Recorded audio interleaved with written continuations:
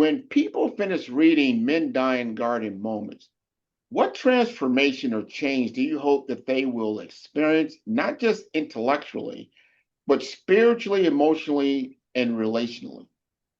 Very good question, and I'll take a little time trying to relay that, right? Because that is the core foundation of the book. I talked about those four. Um, I call them in the books. I call them death. It is spiritual death, stature death, physical death, and relationship death.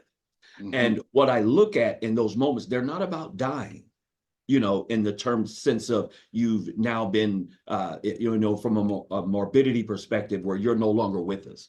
But you've gotten to, men will get to a point, you say, you know what, I won't do that again.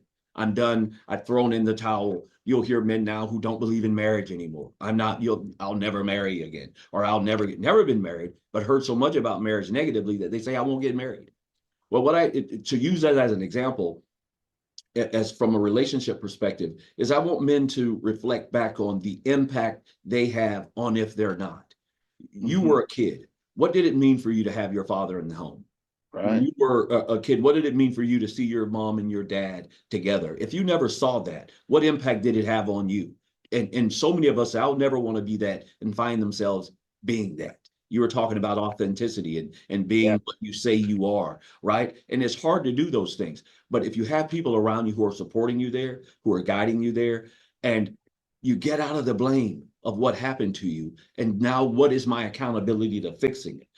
Do we do Mhm. that in all of our relationships? You're my blood, you're my kid, so maybe I give more there than I should elsewhere.